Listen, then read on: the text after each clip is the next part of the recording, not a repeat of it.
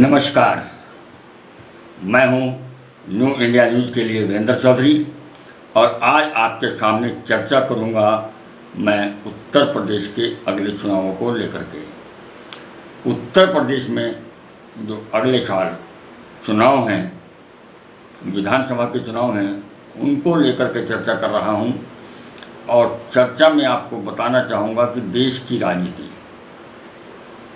पूरी तरह सांप्रदायिक धड़ों में बंट गई है। जातियों में तो वो पहले से ही बटी हुई थी, लेकिन अब ध्रुवीकरण इतनी तेज़ी से हुआ है कि साफ साफ दिखाई देता है कि एक तरफ हिंदुत्व का एजेंडा है तो दूसरी तरफ सभी लोग मिलकर के भले ही सामने ना कहें, सीधी सीधी हिंदू मुस्लिम की बात है।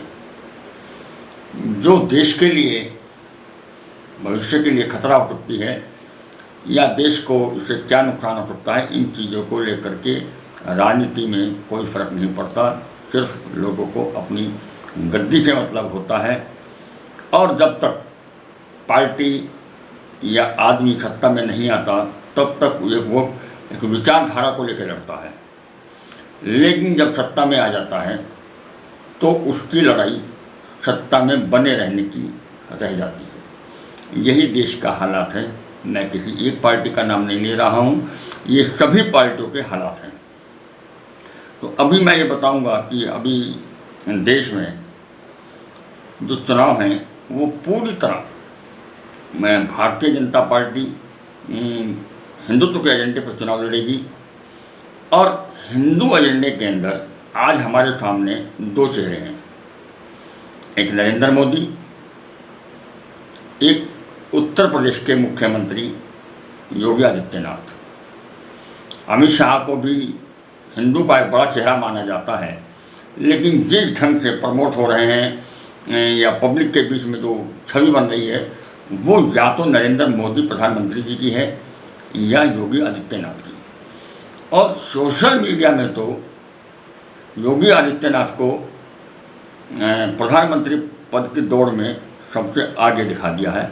यही भाजपा की अंदरूनी लड़ाई है। ऊपर से राजनीति बड़ा शांत दिखाई देती है, ऊपर से राजनीति बड़ी शांत दिखाई देती है, लेकिन अंदर ही अंदर कुछ ना कुछ पकता रहता है। भाजपा में भी पक रहा है। उत्तर प्रदेश के मुख्यमंत्री योगी आदित्यनाथ अपने हिंदुत्व के एजेंडे में 100% सफल है। बस उनमें एक खामी है कि वो किसी की सुनते नहीं, जिसको लेकर के भाजपा के कार्यकर्ता, भाजपा के पदाधिकारी, भाजपा के विधायक उनकी कार्यशैली से बहुत ज़्यादा नाराज हैं और इसी कारण उन्हें दिल्ली में बुला लिया गया था। एक घटना आपको याद होगी कि अभी 10-12 दिन पहले आरएसएस के पदाधिकारी लखनऊ में 3 दिन तक डेरा डाले पड़े रहे मुख्यमंत्री योगी आदित्यनाथ से मिलने के लिए, लेकिन योगी जी ने उन्हें मिलने का समय नहीं दिया। इसी को लेकर के केंद्रीय नेतृत्व ने योगी जी को दिल्ली बुलाया तो योगी जी अमित शाह से मिले, जेपी नड्डा से मिले, प्रधानमंत्री से मिले। मिलने के बाद जो राजनीतिक समीकरण बने उनके अनुसार अभी उत्तर प्रदेश के अंदर चुनावों में योगी जी के चेहरे पर ही भरोसा किया जाएगा, लेकिन अंदर की खबर ये भी है कि उनके पैरों में जंजीर भी डाल दी गई है और उन्हें बता दिया गया है कि आप इन कदमों से आगे नहीं जा सकते। अब हम आते हैं दूसरी तरफ, समाजवादी पार्टी। या यूँ कहिए कि उत्तर प्रदेश में लगभग आज की डेट में विपक्ष बिल्कुल ख़त्म है, लेकिन अब जो विपक्ष है धीरे धीरे पुरानी परंपराओं और पुरानी विचारधाराओं से अलग हट करके नए युवाओं के हाथ में है। वो पहले युवा है अखिलेश यादव, जो मुलायम सिंह के राजनीतिक सन्यासी कहूँगा मैं, तो जब बूढ़े हो गए हैं, वो घर बैठ गए हैं, तो राजनीतिक संन्यास के बाद अब पूरी तरह कमान उनके हाथ में है। और बहुजन समाज पार्टी की जो मायावती जी हैं वो भाजपा के शासन में आज तक एक अल्फाज नहीं बोली इसीलिए कारण कुछ भी रहे और राजनीतिक कारण कुछ भी रहे, वो भाजपा के दबाव में है या उनके पीछे कुछ और भी कारण हैं, इन कारणों का जिक्र हम अगली वीडियो में करेंगे। और बसपा का जो साथ छोड़ गए हैं नसीमुद्दीन सिद्दीकी, जो बसपा की रीढ़ की हड्डी होते थे, जिनके पीछे मुसलमानों का एक बहुत बड़ा धड़ा था, वो कांग्रेस में चले गए हैं। लेकिन गनीमत ये रही कि अब मुसलमान ना तो माया का रहा और ना वो कांग्रेस में गया। आज का मुसलमान सिर्फ उस आदमी को वोट करेगा जो भाजपा को 100% हराने की ताकत रखता हो। तो ऐसे में बाजी मारते नजर आते हैं अखिलेश यादव। अब पश्चिमी उत्तर प्रदेश की बात करें तो लोक दल के जो हमारे राष्ट्रीय अध्यक्ष चौधरी अजीत सिंह थे, आज वो दुनिया में नहीं हैं, लेकिन वो किसानों के एक बड़े नेता के रूप में स्थापित थे और उनकी विचारधारा और जैन की विचारधारा में काफ़ी अंतर नज़र आता है।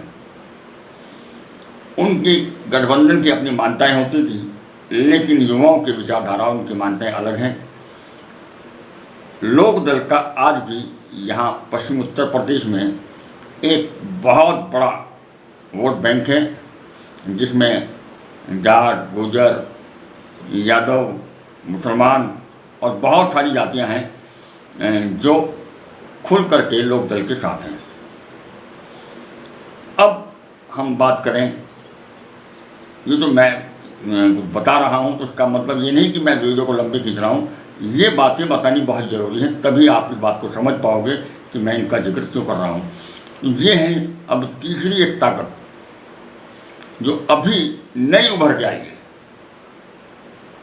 उसका नाम है चंद्रशेखर आज़ाद। चंद्रशेखर आज़ाद सहारनपुर पश्चिमी उत्तर प्रदेश से आते हैं। सहारनपुर में शब्बीरपुर कांड से अचानक वो उठे और उठने के बाद रातों रात वो राष्ट्रीय पटल पर छा गए और उनकी बनाई हुई भीम आर्मी पूरे राष्ट्र में स्थापित हो गई। दलित समाज का एक युवा, मैं कह सकता हूँ, इस बात को मैंने देखा है कि एक युवा अब भीम आर्मी के साथ है। अब जाहिर सी बात है कि जो आदमी राजनीति में आता है वो महत्वाकांक्षी तो होता ही है और सत्ता शिखर तक पहुंचने के लिए वो रास्ते भी ढूंढता है। तो चंद्रशेखर जी ने मायावती तक पहुंचने के लिए, सत्ता के शिखर तक पहुंचने के लिए मायावती जी को बुआ बुआ बुआ बुआ जी कहकर कई बार पुकारा, लेकिन न जाने बुआ जी को क्या खतरा था चंद्रशेखर से कि उन्होंने कभी भतीजे को न गले लगाया न कुछ कहा। एक लंबी जद्दोजहद के बाद जब चंद्रशेखर आज़ाद पूरी तरह स्थापित हो गए, तब उन्होंने एक पार्टी का गठन किया जिसका नाम है आज़ाद समाज पार्टी। दोस्तों, हम आपको ये बता दें कि हाल के चुनाव में, हाल के पंचायत चुनाव में चंद्रशेखर ने चुनाव लड़ा और उन्होंने कई सीटें जीती, तो कई सीटों पर नंबर 2 और नंबर 3 पर रहे। तो इससे ये आंकड़ा लगाया जा सकता है कि अब दलित वोट पे मायावती का कोई अधिकार नहीं रहा। मायावती अब डाउन की तरफ है और चंद्रशेखर दलित राजनीति में अप की तरफ है। अब जो उत्तर प्रदेश में नए समीकरण बन रहे हैं, जैसा कि मैं समझता हूँ, हो सकता है ऐसा ना हो, लेकिन जैसा मैं समझ रहा हूँ और देख रहा हूँ कि अखिलेश यादव, जयंत चौधरी और चंद्रशेखर आज़ाद के गठबंधन की बातचीत चल रही है, लगभग तय हो चुकी है। अखिलेश यादव और जयंत की तो तय हो गई है और चंद्रशेखर भी इस गठजोड़ में जाने वाले हैं। अगर इन तीनों का गठजोड़ हो गया तो आप जाट, यादव, मुसलमान और दलित वोट, इनका समीकरण खुद लगा लीजिए कि इन चारों जातियों का वोट कितने प्रतिशत है। दूसरी तरफ जो गाजीपुर बॉर्डर पर किसान आंदोलन चल रहा है, उसको लेकर के यहाँ खास तौर पर पश्चिमी उत्तर प्रदेश में कितना रोष है, कितने लोग भाजपा को छोड़कर अलग हो गए हैं। तो इस गठबंधन की तिकड़ी और किसान आंदोलन का समर्थन अगर मिल गया तो हिंदुत्व का एजेंडा धरा की धरा रह सकता है। ये निश्चित है कि अगर ये तिकड़ी मिलती है तो भाजपा के लिए बहुत भारी पड़ेगी। अभी भी वक्त है। अगर मोदी जी कृषि कानूनों को रद्द कर देते हैं तो शायद कुछ तस्वीर बदले, लेकिन अगर ये तिकड़ी इकट्ठी हो गई तो निश्चित तौर पर ये या तो सत्ता हासिल करेगी या मजबूत विपक्ष के रूप में उभरेगी। लेकिन ये भी सच है कि कांग्रेस और मायावती अब सिर्फ राम भरोसे रह गए हैं। मुझे नहीं लगता कि कांग्रेस अब वापस आएगी, क्योंकि मैं देख रहा हूँ कि जहाँ जहाँ प्रियंका जाती है वहाँ भीड़ लगती है। और राहुल गांधी अगर ट्विटर पे भी कोई ट्वीट कर देते हैं तो उनके पक्ष में कम और विपक्ष में उनके विपक्ष में ज़्यादा लोग खड़े हो जाते हैं। ये बड़ी परेशानी की बात हो गई। लगता है कि राजनीति में उनकी किस्मत उनका बिल्कुल भी साथ नहीं दे रही और उनके एक एक बयान प्रियंका के बढ़ते कदमों को पीछे हटा देते हैं। और कांग्रेस के अंदर ये सब गलती इतनी बड़ी हो रही है कि कांग्रेस का जो नेतृत्व है वो राहुल गांधी को हटाने को तैयार नहीं। तो निश्चित तौर पर बहुजन समाज पार्टी और कांग्रेस लगभग अब शून्य की तरफ जा रही है। और अगर ये तिकड़ी, अब तो लड़ाई है विधानसभा में उस तिकड़ी की रहेगी, अखिलेश, जयंत और चंद्रशेखर की, और एक तरफ भारतीय जनता पार्टी के योगी जी। देखें ऊँट किस करवट बैठता है। आपको मेरी समीक्षा मेरे आकलन में क्या लग रहा है, मेरे व्हाट्सएप नंबर 8057081945 पर ज़रूर बताएं। और अगर आपको लगे कि मेरा आकलन सही है और आप आगे भी हमें देखना, पढ़ना चाहते हैं, सुनना चाहते हैं तो चैनल को सब्सक्राइब जरूर करें। आपका एक एक सब्सक्राइब हमें देता है हौसला।